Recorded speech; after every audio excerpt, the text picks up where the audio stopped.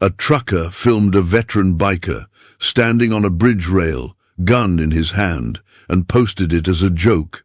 The caption read, "22, a day just do it." By sunrise, the video had over 200,000 views and a comment section full of laughing emojis.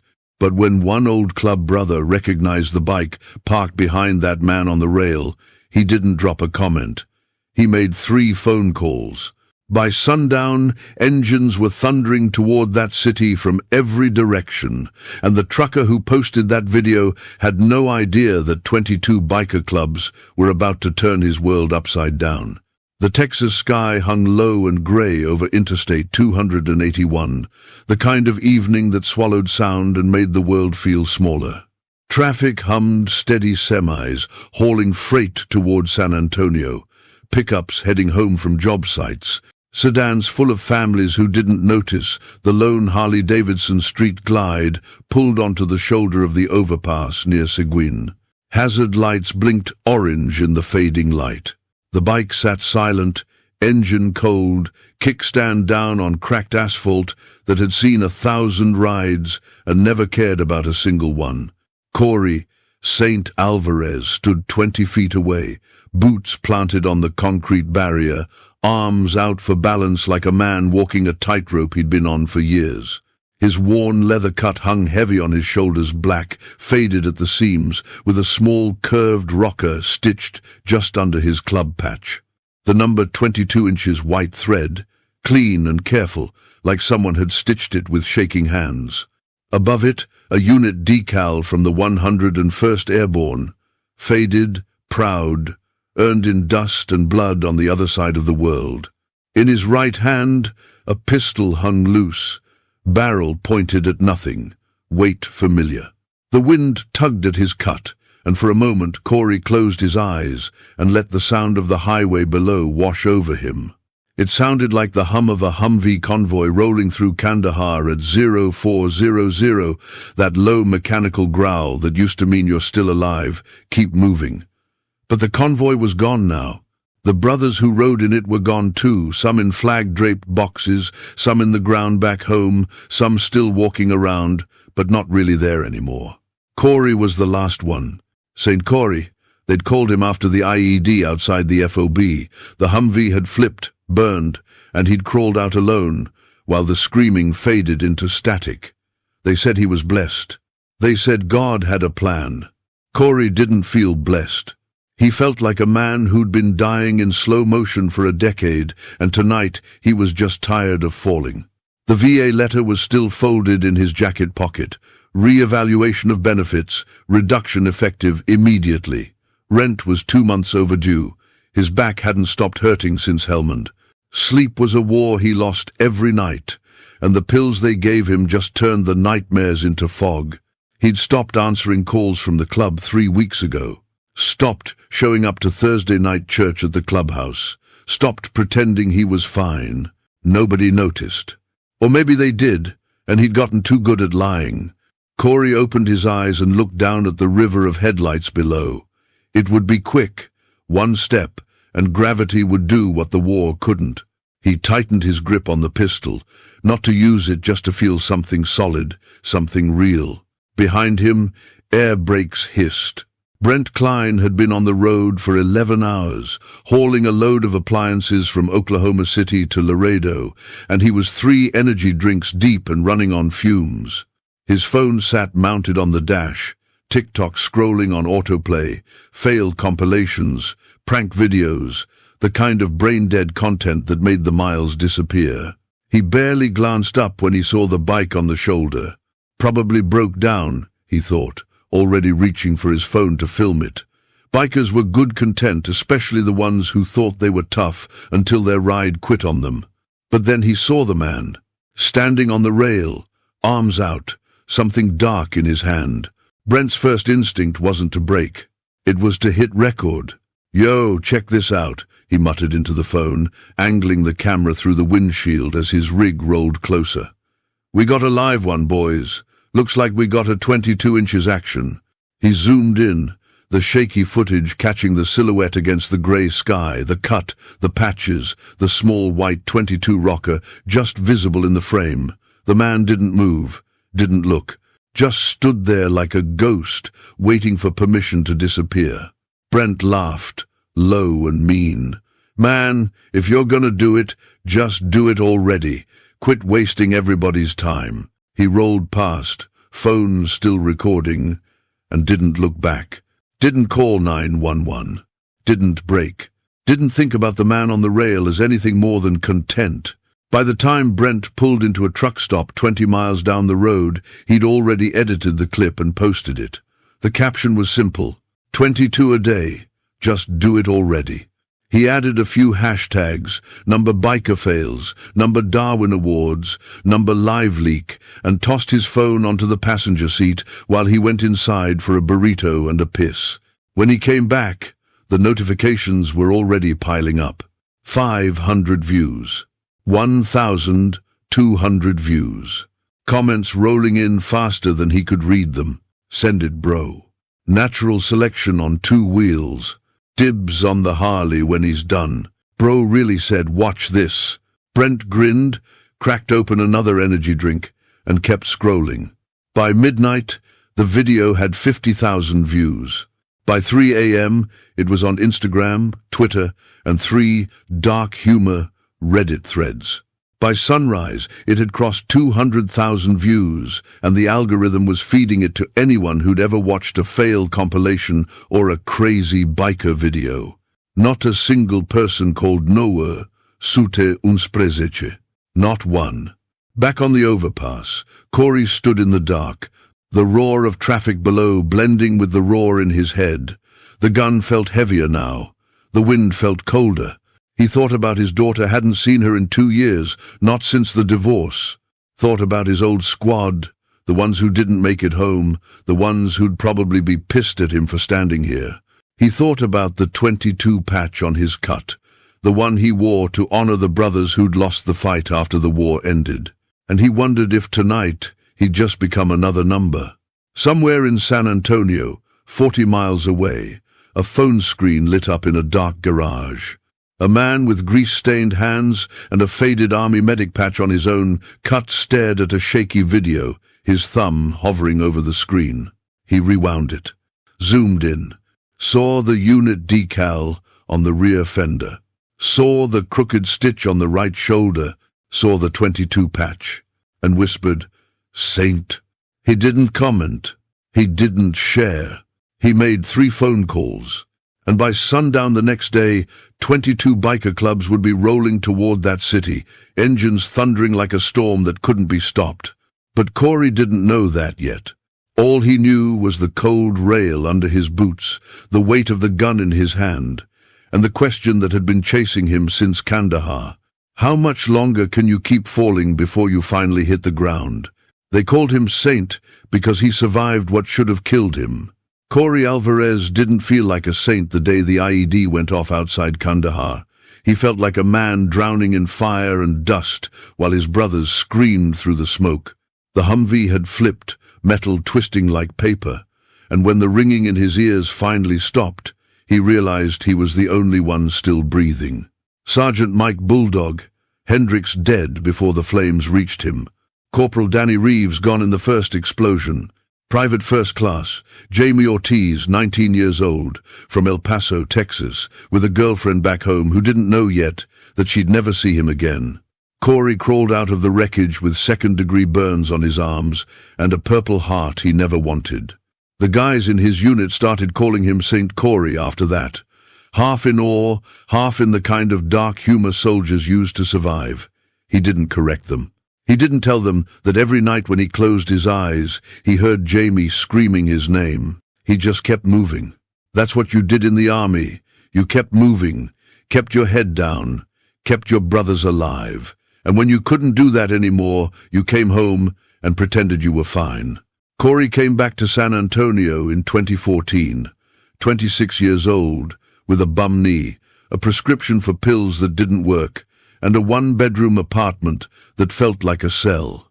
The VA gave him appointments he couldn't make because of work, and work gave him shifts he couldn't handle because of the knee. He drank too much, slept too little, and spent most nights staring at the ceiling, waiting for the sun to come up so he could pretend to be a person again. Then he met Rico. It was at a gas station off Highway 90, late on a Thursday night. Corey was filling up his beat-to-hell Civic when a black Road King rumbled into the lot, pipes growling low and steady. The rider killed the engine, pulled off his helmet, and nodded at Corey like they'd known each other for years. "You look like you need a better ride, brother," Rico said, grinning. Corey glanced at the Civic, then at the bike. "Can't afford one." "Didn't ask if you could afford it.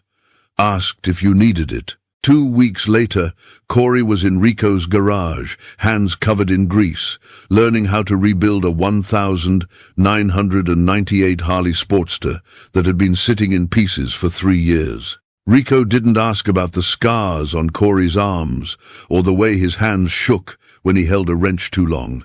He just handed him tools, told bad jokes, and played old Lynyrd Skynyrd on a busted radio. "You Army?" Rico asked one night, nodding at the 101st Airborne tattoo on Corey's forearm. "Yeah. You?" "Marines, Fallujah, 04.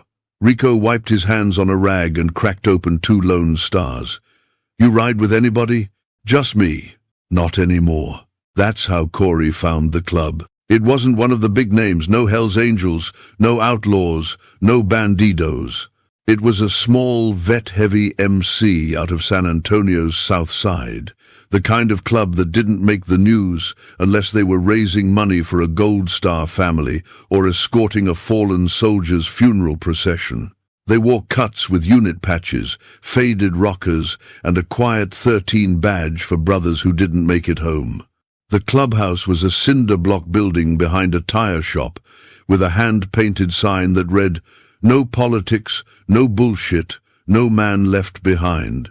Inside, the walls were covered in photos, guys in desert camo, guys on bikes, guys at BBQs with their kids.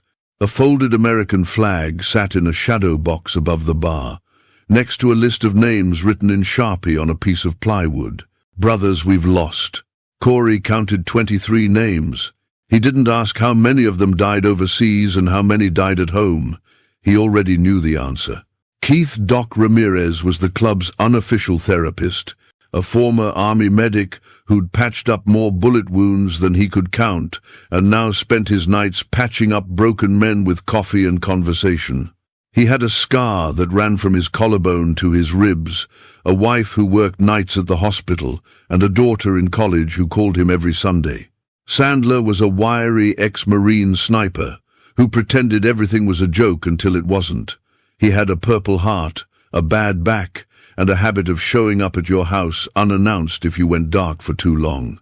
Rico was the muscle 6'4", 250 pounds, former tanker-turned-truck mechanic. He had a laugh that could shake a room, and a temper he kept locked down tight unless someone messed with his brothers. They didn't ask Corey to prospect. They just handed him a cut with his name on it and told him to show up on Thursdays. "Church is mandatory," Doc said. "Funerals are mandatory. Everything else we figure out as we go." Corey showed up. For a while it worked. The club had rules, and they were simple. No man rides alone. Check on your brothers. If someone goes dark, you show up. They rode together every weekend. Charity runs for veteran organizations, poker runs for kids with cancer, memorial rides for brothers who'd taken their last ride. On the highway, they threw 2 fingers down at every rider they passed, a silent salute that said, "I see you, brother. Ride safe." Corey learned what the patches meant. The 13 for brothers killed in action. The 22 for the ones who made it home but lost the fight anyway. 22 veterans a day, taking their own lives, and nobody outside the community seemed to care. So the club wore the number like a promise. Not on our watch. Corey stitched his own 22 patch onto his cut one night after they buried a brother named Tommy, a Gulf War vet who'd hanged himself in his garage while his wife was at the grocery store. Corey's hands shook as he threaded the needle, and Doc sat with him in silence until it was done. You ever think about it? Corey asked quietly.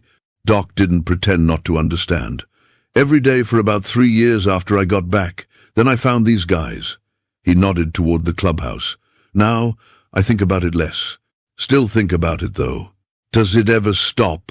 I don't know, brother, but I know it's easier when you're not carrying it alone. For 2 years, Corey was fine. He showed up to church. He rode in formation.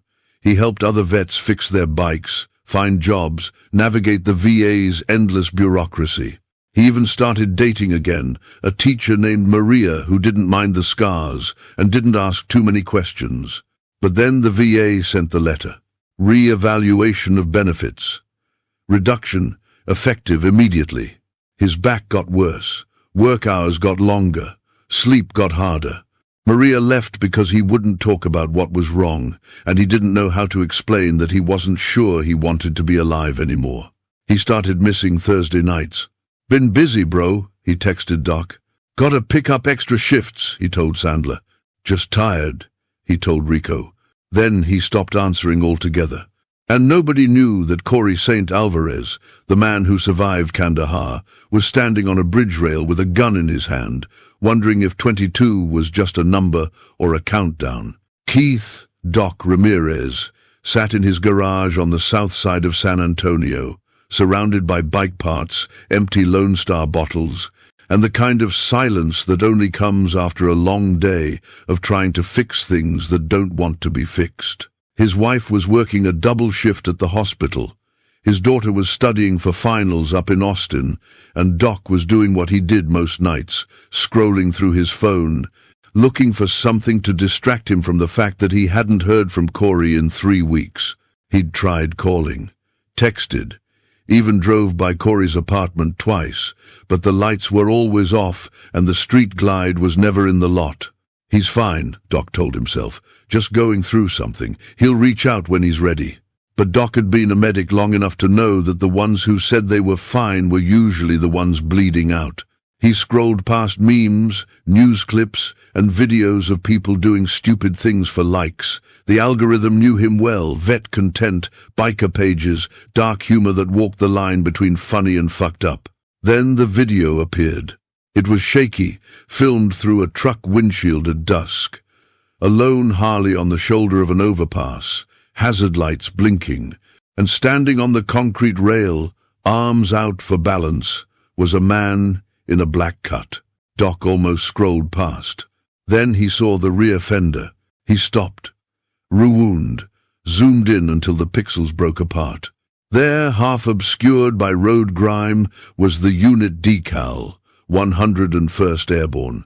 The same one Corey had stuck on with shaking hands 2 years ago after they buried Tommy. Doc's stomach dropped. He zoomed in further, hands trembling, and paused on a frame where the headlights flared just right. The small, curved 22 patch, the crooked stitch on the right shoulder that Corey had done himself because he didn't trust anyone else to get it right. "Saint," Doc whispered. He hit call, straight to voicemail. "Shit, shit, shit." Doc jumped into the club group chat, fingers flying. "DOC. Anybody seen Saint? Check this. Now. Link." The responses came fast. Sandler. "What the hell is this?" Rico. "Is that Doc?" "It's him. That's his fender decal. I'd bet my patch on it." Sandler. "Where is this?" DOC. "Looks like 280, one overpass outside Seguin, maybe 35. Can't tell." Rico. "When was this posted?" Doc checked the timestamp. 2 hours ago. DOC. 2 hours. He could still be there. Rico. Or he could be gone. The silence in the chat was louder than any argument. Doc switched to voice call, and within seconds, Rico and Sandler were on the line. "Gear up," Doc said, voice tight. "We're not waiting for confirmation. We ride. Now." Garage doors rolled up all over the south side of San Antonio. Engines coughed, then roared to life, the sound echoing through quiet neighborhoods where people knew that kind of late-night thunder wasn't just guys going for a joyride. Rico's Road King led the first group out, headlight cutting through the dark. Doc and Sandler fell in behind him, and within minutes, more bikes joined from side streets. Brothers who'd seen the video recognized the patches and didn't need to be asked twice. They rode in tight formation, staggered lines, hand signals flashing in the dark. No words. Just the steady rumble of engines and the shared understanding that one of their own was on the edge and they were going to be there whether he wanted them to or not. Doc's phone buzzed in his pocket. He glanced down at a red light. Unknown number. Is that Saint in the video? DOC. Who is this? Unknown number. New Braunfels Vet Club. We're rolling too. Doc. Dos. Sense Vuitanta. An overpass near Seguin. We're 10 minutes out. Unknown number. We're 5. More messages flooded in. San Marcos, Austin, South Side. Even a small club out of Lockhart that Doc had only met once at a funeral. They were all coming. Because that's what you did when a brother stood on a rail. You didn't wait. You didn't hesitate. You rode. On the overpass, Corey didn't hear the bikes at first. He felt them. A faint vibration in the concrete under his boots, like distant thunder rolling in from the horizon. He thought it was just the highway, the endless hum of tires and engines that had been the soundtrack to his last hour on Earth. But the vibration grew stronger, and then he heard it, the low, unmistakable growl of Harley-Davidson engines, growing louder, closer, until the sound surrounded him like a storm he couldn't outrun. Headlights swept across the overpass, pulling onto the shoulder one by one. Hazard lights strobed amber in the dark, engines cut off in sequence, leaving a silence so heavy it pressed against Corey's chest. He didn't turn around. He couldn't. Evening, Saint, a voice called from behind him.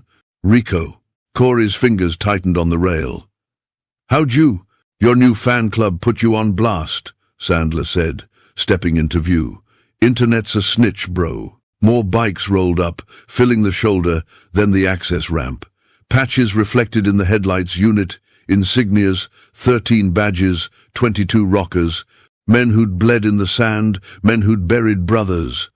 Men who knew exactly what Corey was feeling because they'd stood on their own rails and someone had pulled them back.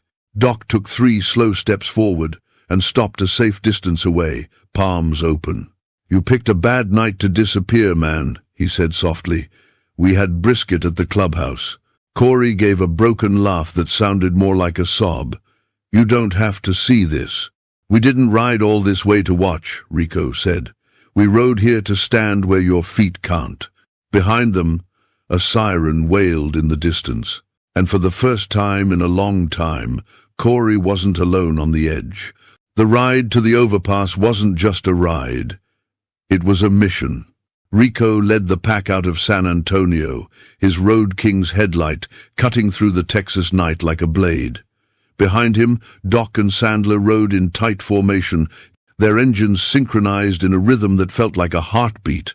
More bikes fell in from side streets. Brothers who'd seen the video made the calls and geared up without a second thought. This was what they did. This was what the patch meant. No man left behind. Not in Kandahar, not in Fallujah, not on a bridge in Seguin, Texas. The highway stretched out ahead of them, empty except for the occasional semi-hauling freight through the night. The air was cool, the kind of Texas spring evening that made you forget summer was coming. But none of them noticed the weather. They were too focused on the road, on the brother they were racing to save. On the question none of them wanted to ask out loud, what if we're too late? Doc's mind was racing faster than his bike. He kept replaying the video in his head, the way Corey stood on that rail, arms out, gun hanging loose in his hand. The way the hazard lights blinked behind him like a countdown. The way the trucker had filmed it all and posted it with a laughing emoji, like a man's life was just content to be consumed and forgotten. Doc had seen a lot of death.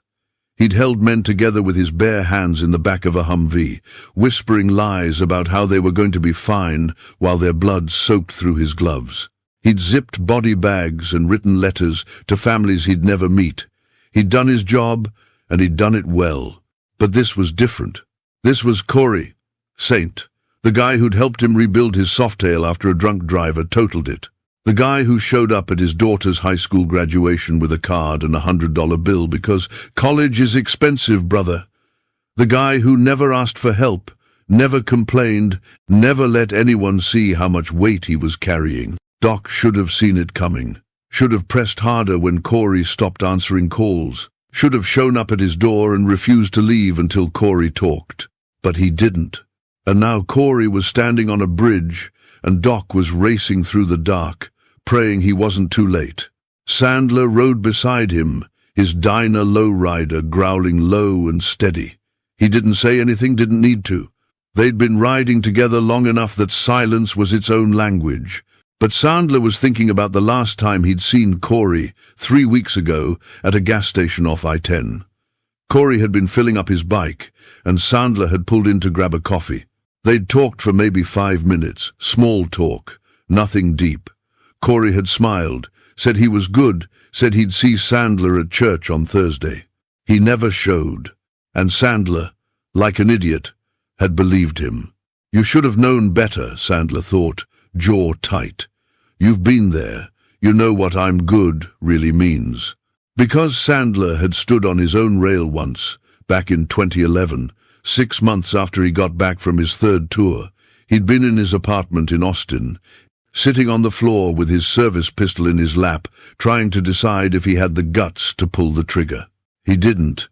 Not because he was brave, not because he wanted to live, but because Rico had shown up at his door at 2 a.m., pounding on it until Sandler opened up, and then sat with him on that floor until the sun came up.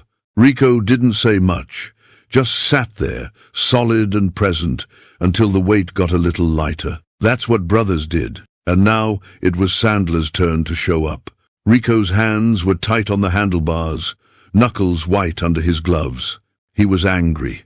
Not at Corey, never at Corey, but at the system that had failed him, at the VA that cut his benefits, at the world that sent men to war and then forgot about them when they came home broken. Rico had been a tanker in Iraq, rolling through Fallujah in an M1 Abrams, and he'd seen things that still woke him up at night. But he'd also seen Brotherhood. He'd seen men throw themselves on grenades to save their squad. He'd seen medics run into gunfire to drag wounded soldiers to safety. He'd seen what it meant to be part of something bigger than yourself. And when he got home, he found that same Brotherhood in the club. The MC wasn't just a group of guys who liked to ride. It was a lifeline, a safety net, a family that didn't care if you were broken, because they were all broken too. But it only worked if you showed up. And Corey had stopped showing up. Rico blamed himself for that. He should have gone to Corey's apartment, should have dragged him out for a ride, should have done something instead of just sending texts and hoping for the best. But he was going to fix it now. Even if he had to pull Corey off that rail himself. They weren't alone. As they approached the exit for Seguin, more headlights appeared in their mirrors. A pack of bikes from New Braunfels, riding hard to catch up. Another group from San Marcos, their engines echoing off the overpasses.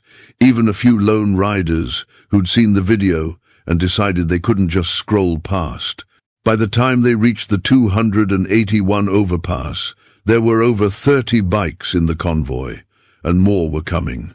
The algorithm that had spread Brent's cruel video was now spreading something else, a call to arms, a rallying cry, a message that said, "We're not letting this happen. Not tonight. Not to one of ours."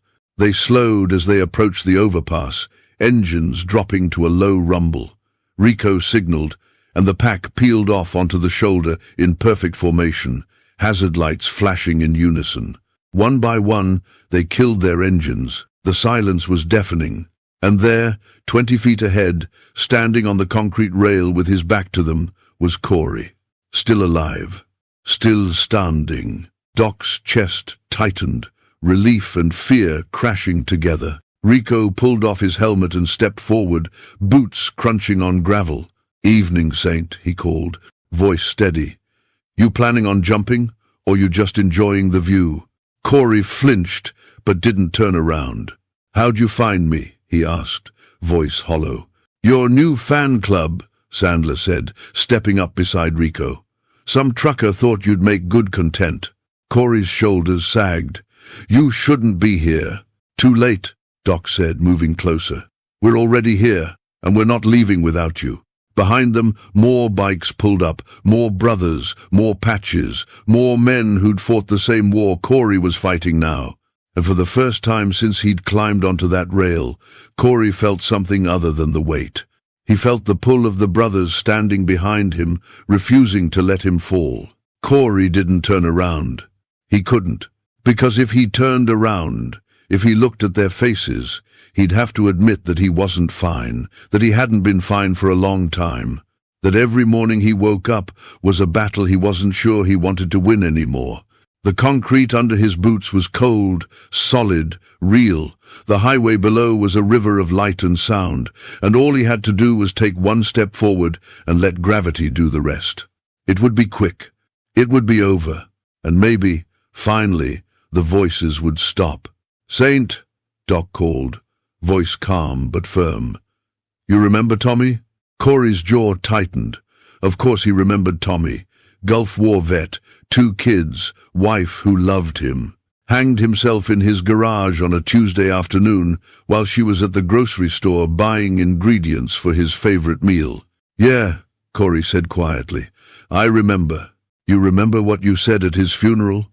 Corey closed his eyes. He'd said a lot of things at Tommy's funeral, most of them through tears he didn't know he had left. "You said you wished he'd called," Doc continued. "You said you wished he'd given you a chance to help. You said you would have driven across the state in the middle of the night if he'd just picked up the phone." Corey's hands trembled on the rail. "So why didn't you call us?" Doc asked, and there was no anger in his voice. Just hurt. Just the quiet ache of a brother who'd been left in the dark. "Because I didn't want to be a burden," Corey whispered. "A burden?" Rico's voice cut through the night, sharp and disbelieving.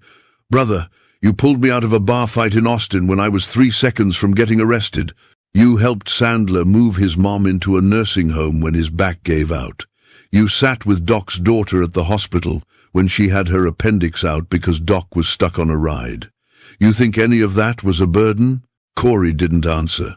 "You don't get to decide alone when your watch ends," Sandler said, stepping closer. "You didn't in the sandbox. You don't here." Behind them, more bikes pulled up. Men in cuts with patches that told stories, 13 for brothers killed in action, 22 for the ones who lost the war at home.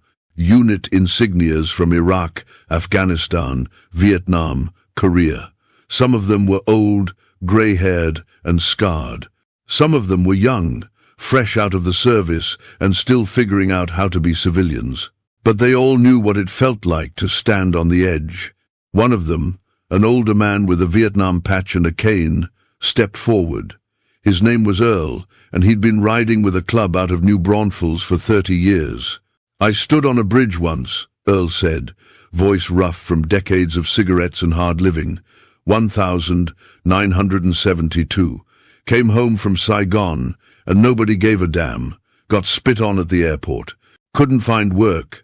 Wife left. I stood on a bridge in San Antonio with a bottle of whiskey and a pocket full of pills, ready to check out." He paused, leaning on his cane. "Then some old biker pulled over. Didn't know me from Adam. Just saw a man on a rail and decided that wasn't happening on his watch. He sat with me for 4 hours. Didn't preach, didn't judge. Just sat there and told me stories about his own war, his own demons, his own bridge." Earl's eyes were wet, but his voice was steady. "That man saved my life, and you know what he told me? He said, 'You don't have to carry it alone, brother. That's what we're here for.'" He looked at Corey, and for a moment, the decades fell away, and it was just 2 soldiers standing in the dark, carrying the same weight. "So I'm telling you what he told me," Earl said. "You don't have to carry it alone." Corey's vision blurred. His chest felt tight, like something inside him was breaking open, and he didn't know if he could hold it together anymore. "I'm so tired," he whispered, and the words came out broken, raw, like a wound that had been festering for years. "I'm so tired of pretending I'm okay. I'm tired of the nightmares. I'm tired of waking up and not knowing why I'm still here when they're not. I know. Doc said, and he was close now, just a few feet away. I know, brother, but you're still here because your fight isn't over, and you don't have to fight it alone. Corey's knees shook, the gun slipped from his fingers and clattered onto the concrete. Rico moved fast, scooping it up, clearing the chamber without a word. Slowly, carefully, Corey turned around, and he saw them. 30 men, 40, more pulling up every minute, all of them standing in the dark, refusing to leave, refusing to let him fall. Doc's arms were already open. Corey stepped down from the rail, and the moment his boots hit solid ground, Doc grabbed him, pulled him in, held him like he was the only thing keeping Corey tethered to the earth. Rico wrapped his arms around both of them. Sandler pressed his forehead to Corey's, cursing under his breath in a way that sounded like a prayer. And Corey, for the first time in years, let himself break. He sobbed into Doc's shoulder, and Doc held him tighter, whispering, "We got you, brother. We got you." Traffic slowed. Drivers filmed. Some thought they were watching a biker freak out. Some thought it was a gang thing. They had no idea they were watching a man being pulled back from the edge by the only family that mattered. The hospital waiting room smelled like disinfectant and burnt coffee, and it was packed with men in leather cuts. Corey had been taken in for evaluation standard procedure after a crisis intervention. The paramedics had been gentle, professional, but wary of the crowd of bikers surrounding their ambulance. One of them, a young guy with a fresh EMT patch, had looked at Doc and asked nervously, "Is this going to be a problem?" Doc had smiled, tired but calm. "No problem, brother. We're just making sure he's not alone." Now they sat in the waiting room, Doc, Rico, Sandler, Earl, and a dozen others filling every available chair and leaning against walls. A nurse had tried to tell them visiting hours were over, but one look at the patches, the quiet determination, and the sheer number of them, and she'd just sighed and brought out more coffee. One of the cops who'd responded to the scene, a guy named Martinez with a faded Marine Corps tattoo on his forearm, stood near the door. He'd recognized the patches, recognized the 22 rockers, and instead of treating them like a threat, he'd quietly made sure no one hassled them. "You guys do this a lot?" Martinez asked Doc. "More than we'd like," Doc said.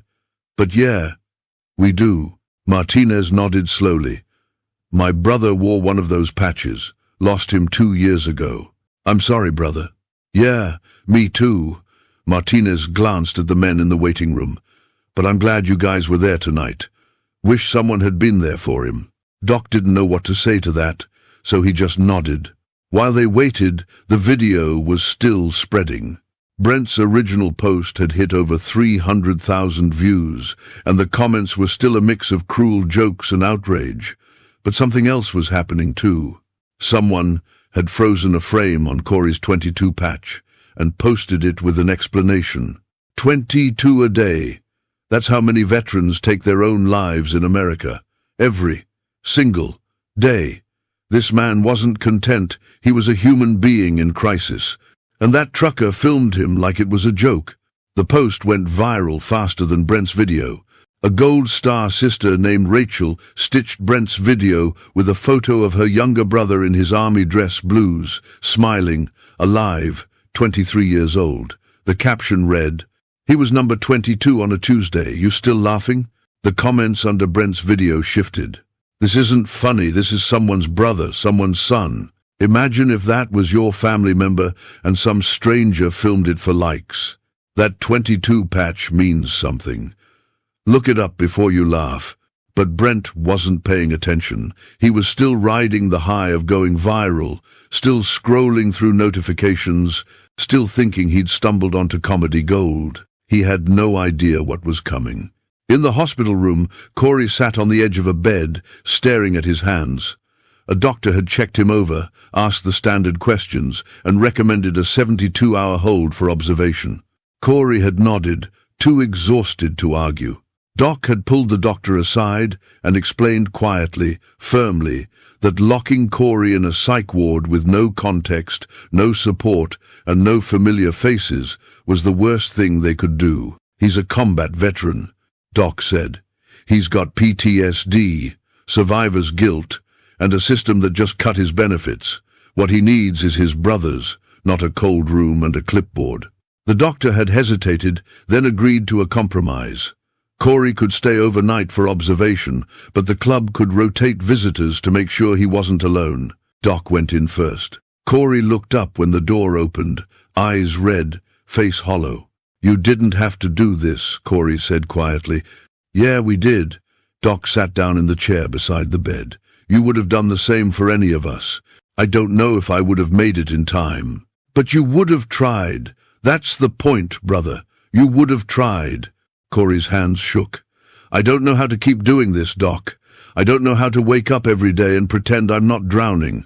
"Then stop pretending," Doc said. "Stop trying to carry it alone. That's what we're here for." "I didn't want to be a burden."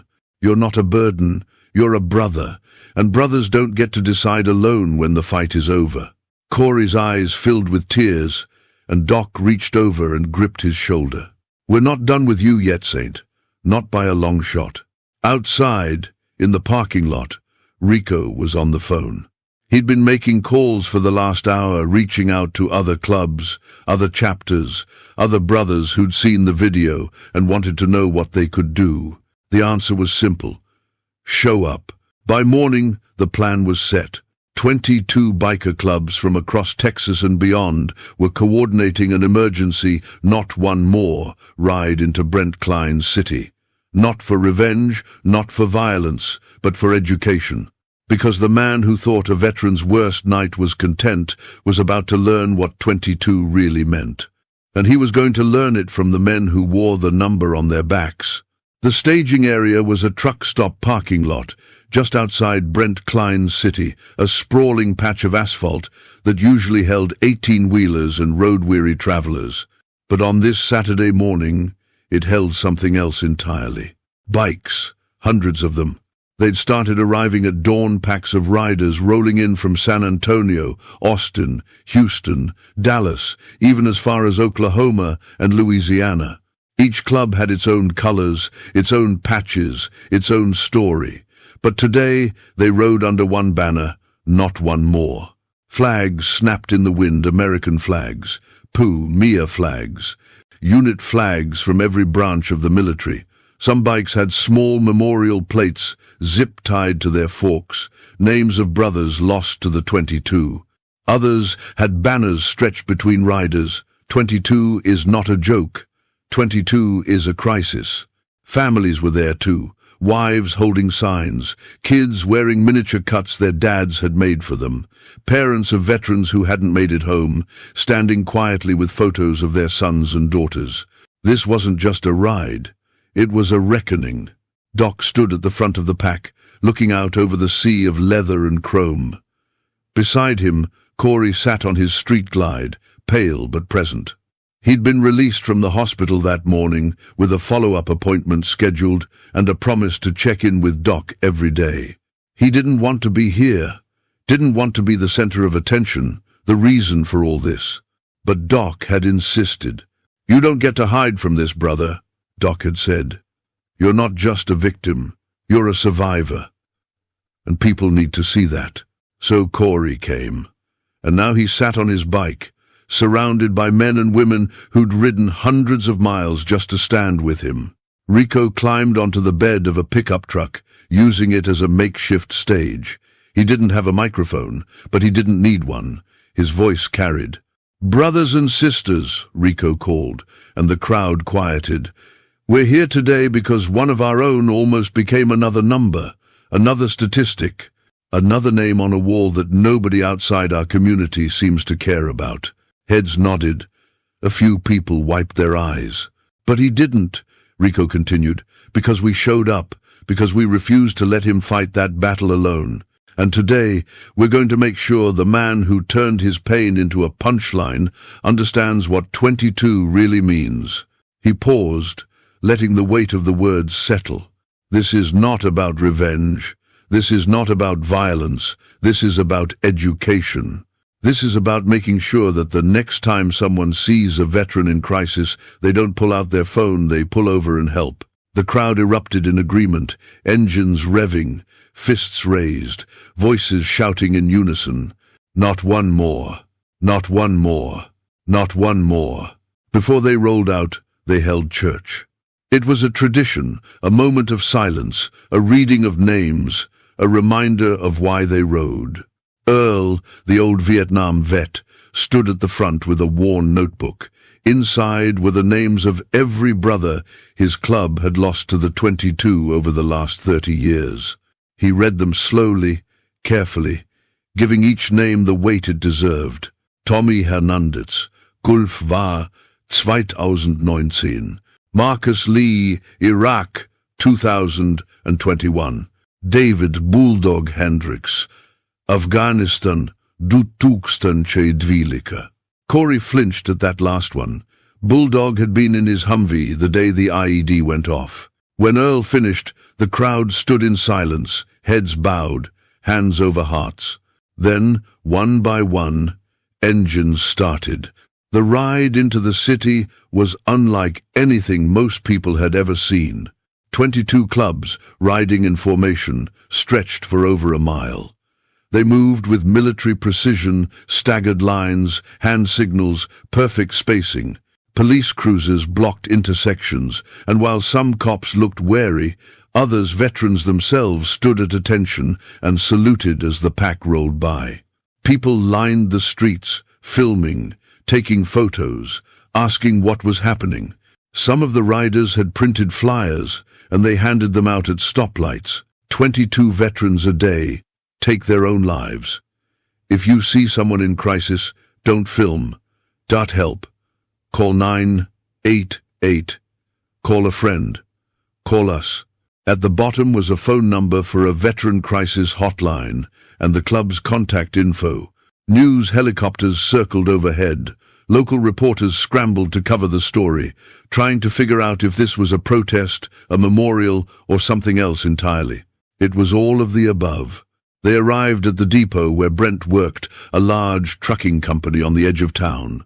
The parking lot was massive, and the bikes filled it completely, engines rumbling like distant thunder. Brent's boss had called him that morning, told him there was a situation, and that he needed to come in. Brent had laughed it off, figuring it was some union thing or a safety inspection. But when he pulled into the lot and saw the wall of bikes, the flags, the patches, the faces staring at him through the windshield, the laughter died in his throat. His phone buzzed, a text from his boss. "They're here because of you. Get out here. Now." Brent's hands shook as he opened the door and stepped out. And there, standing at the front of the pack, was the man from the video. Alive, flanked by Doc, Rico, and Sandler. And behind them, hundreds of men and women who'd come to make sure Brent understood exactly what he'd done. Brent Klein stood in the parking lot, surrounded by hundreds of bikers, and for the first time in his life, he understood what it meant to be small. He'd spent years behind the wheel of an 18-wheeler, king of the highway, untouchable in his rig. He'd filmed crashes, breakdowns, road rage incidents, and posted them all for laughs. The algorithm loved him. The comments loved him. He'd built a following on other people's misery, and it had never bothered him before. But now, standing in front of Corey Saint, Alvarez, the man he'd filmed on a bridge, the man he'd mocked, the man he'd captioned with, "Just do it already," Brent felt something he hadn't felt in a long time. Shame. Rico stepped forward, voice calm but firm. "We're not here to hurt you," he said. "We're here to educate you, because what you did filming a veteran in crisis and posting it like it was a joke, that's not just cruel. It's dangerous, and you're going to sit here and listen to what 22 really means." Brent opened his mouth to argue, to defend himself. But the words died when he saw the faces staring back at him. These weren't thugs. These weren't criminals. These were fathers, grandfathers, sons, men with scars, men with stories, men who'd served their country and come home to a world that didn't care. Doc gestured to a folding chair someone had set up in the middle of the lot. "Sit," Doc said. Brent sat. The first person to speak was Earl, the old Vietnam vet with the cane. He limped forward, leaning heavily on the cane, and looked down at Brent with eyes that had seen too much. I stood on a bridge once, Earl said, voice rough. 1972. Came home from Saigon and nobody gave a damn. Got spit on at the airport. Couldn't find work. Wife left. I stood on a bridge in San Antonio with a bottle of whiskey and a pocket full of pills, ready to check out. He paused, letting the weight of the words settle. Then some old biker pulled over. Didn't know me from Adam, just saw a man on a rail and decided that wasn't happening on his watch. He sat with me for 4 hours. Didn't preach, didn't judge. Just sat there and told me stories about his own war, his own demons, his own bridge. Earl's voice cracked. That man saved my life. And you know what he told me? He said, "You don't have to carry it alone, brother. That's what we're here for." He looked at Brent, and his eyes were wet. You could have been that man. You could have pulled over. You could have called 911. But instead, you filmed him. You laughed. You told him to jump. Brent's throat tightened. "I didn't," he started, but Earl cut him off. "Yes, you did. You posted it with a laughing emoji. You made him into content, and if we hadn't seen that video, if we hadn't recognized his bike, he'd be dead right now, and you'd still be scrolling through comments, laughing." Next was a young woman named Rachel, the Gold Star sister who'd stitched Brent's video with her brother's photo. She stepped forward, holding a framed picture of a young man in army dress blues, smiling, alive. "This is my brother Jake," she said, voice steady but strained. "He was 23 years old. He did 2 tours in Afghanistan. He came home, and he tried to be okay. He went to the VA. He went to therapy. He tried." Her hands shook as she held the frame. "But one Tuesday afternoon, he went into the garage and hanged himself. My mom found him when she got home from the grocery store. She was buying ingredients for his favorite meal." Rachel's voice broke, but she kept going. "He was number 22 that day, one of 22 veterans who took their own lives. And when I saw your video, when I saw you laughing at a man standing on a bridge, I thought about Jake. I thought about how scared he must have been, how alone he must have felt, and I thought about how people like you turn that pain into a joke." She looked at Brent, tears streaming down her face. "You think it's funny? You think 22 is just a meme?" Brent couldn't answer. He couldn't even look at her. Then Corey stood up. He walked slowly to the center of the circle, and the crowd parted for him. He looked at Brent, and his voice was quiet, but it carried. "I'm Saint," Corey said. "I'm the guy you filmed, the guy you told to jump." Brent's face went pale. "I stood on that bridge because I didn't think anyone cared if I lived or died," Corey continued. "The VA cut my benefits. My back was killing me. I couldn't sleep. I couldn't eat. I couldn't see a future where I wasn't drowning, and I thought, maybe it's easier if I just stop fighting." He paused, and his eyes were hard. "Then I saw your video. I saw the comments. Send it, bro. Dibs on the Harley. Just do it already." And for a second I thought, maybe they're right. Maybe the world would be better off without me.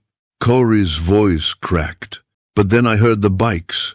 I heard my brothers coming. And I realized I wasn't alone. I realized that even when I couldn't see it, there were people who cared. People who would ride through the night to pull me off that rail." He stepped closer to Brent. "You didn't save me, but you could have killed me, and you need to understand that." The silence that followed was deafening. Brent sat in the chair, head in his hands, shoulders shaking. "I didn't know," he whispered. "I didn't think." "That's the problem," Doc said. "You didn't think. You saw a man in pain, and you turned him into content." Brent looked up, tears streaming down his face. "What do you want me to do?" he asked, voice breaking. Rico stepped forward. "We want you to take down the video. We want you to post an apology, and we want you to use your platform to spread awareness about 22. Tell people what it means. Tell them to help, not film." Brent nodded, hands shaking as he pulled out his phone. "And one more thing," Doc said. "If you ever see someone in crisis again, veteran or not, you pull over. You call for help. You be the person who saves them, not the person who films them." Brent nodded again, and this time he meant it. 3 months later, the video had a different title. I filmed a veteran about to jump off a bridge. Then 22 clubs taught me what that number really means. Brent had kept his word. He'd taken down the original video, posted a tearful apology, and spent the next several weeks using his platform to spread awareness about veteran suicide. He shared resources, hotline numbers, and stories from the men and women who'd confronted him that day. The comments were mixed.